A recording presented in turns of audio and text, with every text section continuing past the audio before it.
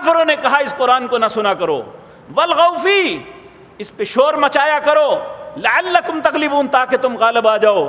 اللہ نے فرمایا نہیں، میرا پیغام یہ ہے وَإِذَا قُرِئَ الْقُرْآنُ فَاسْتَمِعُوا لَهُ وَأَنصِتُوا لَعَلَّكُمْ تُرْحَمُونَ، یہ جب قرآن پڑھا جائے خاموشی سے سنو، تم پہ اللہ رحم کر دے گا۔ یہ دو مختلف پیغام ہیں، ایک شیطان کا پیغام ہے، ایک کفار کا پیغام ہے، ایک رحمان کا پیغام ہے۔ کفار کا پیغام یہ ہے کہ قرآن کے مخالف کھڑے ہو جاؤ، رحمان کا پیغام یہ ہے کہ اس کے احترام میں کھڑے ہو جاؤ۔ اب ان دونوں پیغاموں میں کون سا پیغام مجھے اور آپ کو وصول کرنا ہے، کس کو قبول کرنا ہے، کسے اپنے سینے سے لگانا ہے؟ ہم اگر مسلمان ہیں تو مسلمان تو کہتے ہی فرما بردار کو ہیں، پھر ہم سب کو اس قرآن کے احترام میں، اس قرآن کے عظمت میں اپنے سینے کے ساتھ اسے لگا لینا چاہیے، اسے طاق میں رکھ کے بھول نہیں جانا چاہیے، بلکہ اس قرآن کے ساتھ تمسک کرنا چاہیے۔ تو میرے عزیز بھائیوں، یہ بات یاد رکھیں، کفار نے ہمیشہ، بلکہ نضر بن حارث ایک بدبخت تھا، اس نے کہا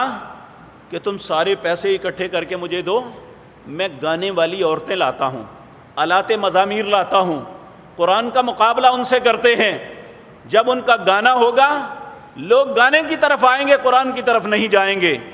یہ دونوں متضاد چیزیں ہیں، یاد رکھیں، گانا بجانا، آلات مزامیر، یہ انسان کو قرآن سے دور کرتا ہے، اور قرآن کی تلاوت یہ انسان کو اللہ کے قریب کرتی ہے۔ تو اگر ہم واقعتاً مسلمان ہیں، قرآن سے محبت رکھتے ہیں، تو پھر یاد رکھیں کفار نے ہمیشہ قرآن کی مخالفت کی، اور ہمیشہ کبھی رسول اللہ صلی اللہ علیہ وسلم کو مجنون کہا، آپ کو نعوذ باللہ پاگل کہا، اللہ رب العزت نے اس کا جواب دیا، نون والقلم وما یسطرون ما انت بنعمت ربک بمجنون، یہ پاگل ہیں جو آپ کے متعلق ایسی بکواس کرتے ہیں، اللہ کی نعمت کی وجہ سے آپ مجنون نہیں ہیں۔ وَإِنَّكَ لَعَلَىٰ خُلُقٍ عَظِيمٍ، اس کائنات میں آپ جیسا خلق دنیا میں ہے ہی کسی کا نہیں۔ انہوں نے کہا یہ شاعر ہیں، اللہ رب العزت نے فرمایا فَلَا أُقْسِمُ بِمَا تُبْصِرُونَ وَمَا لَا تُبْصِرُونَ إِنَّهُ لَقَوْلُ رَسُولٍ كَرِيمٍ وَمَا هُوَ بِقَوْلِ شَاعِرٍ۔ میرے بھائیوں، حضرت عمر رضی اللہ تعالیٰ عنہ یہ مکے کے چودھریوں میں بہت بڑے چودھری تھے، بڑی انخ والے تھے۔ کہتے ہیں ایک دن میرے خیال آیا کہ یار مخالفت تو کرتے ہیں، میں سنوں تو صحیح کہتے کیا ہیں۔ کہتے ہیں میں ایک دن رات بیت اللہ کے صحن میں گیا، حرم کے مسجد حرام کے صحن میں گیا،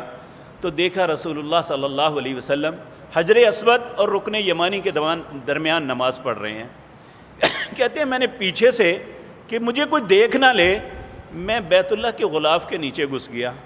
اور چلتا چلتا وہاں آ گیا جہاں نبی کریم نماز پڑھ رہے تھے کہ میں سنوں تو صحیح کہتے کیا ہیں۔ آپ سورۃ حاقہ کی تلاوت کر رہے ہیں، آپ کیا پڑھ رہے ہیں؟ اما من اوتی کتابہ بشمالہ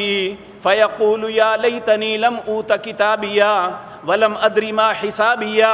یا لیتہا کانت القاضیہ ما اغنا عنی مالیا ہلک عنی سلطانیہ خذوہ فغلوہ ثم الجحیم صلوہ ثم فی سلسلۃ ذرعہا 70 ذراعا فاسلکوہ۔ حضرت عمر کہتے ہیں جب میں نے یہ سنا نا، یہ بڑی ترتیب کے ساتھ ہر آیت ایک دوسرے سے مل رہی ہے، کہتے ہیں میں نے کہا یہ تو شاعر ہے، بہت اچھا شاعر ہے، ایسے شعر پڑھ رہا ہے۔ اللہ رب العزت آگے کہتے ہیں فلا اقسم بما تبصرون وما لا تبصرون، قسم ہے تیرے رب کی تم کس طرف جا رہے ہو، انہ لقول رسول کریم، یہ تو میرا عزت والا رسول ہے، وما ہوا بقول شاعر، یہ اپنی زبان سے جو بات کہتا ہے کسی شاعر کی بات نہیں، انہ لتنزیل رب العالمین، یہ تو رب العالمین کی طرف سے نازل کردہ ہے۔ حضرت عمر کہنے لگے، میں نے فوراً کہا یہ تو کاہن ہے، انہوں نے میری دل کی بات جان لی ہے۔ اللہ نے اگلی آیت میں فرمایا وما ہوا بقول کاہن قلیلا ما تذکرون، یہ کسی کاہل کی بات نہیں ہے مگر تم نصیحت ہی نہیں پکڑتے۔ حضرت عمر کہتے ہیں پہلی دفعہ مجھے احساس ہوا کہ ہم غلط کھڑے ہیں، یہ ان کی بات بڑی درست ہے، یہ ہر بات ہی جو میری ذہن میں سوچ آتی ہے پرفیکٹ اس کا جواب اسی وقت آتا ہے، جواب کیوں نہ آئے وہ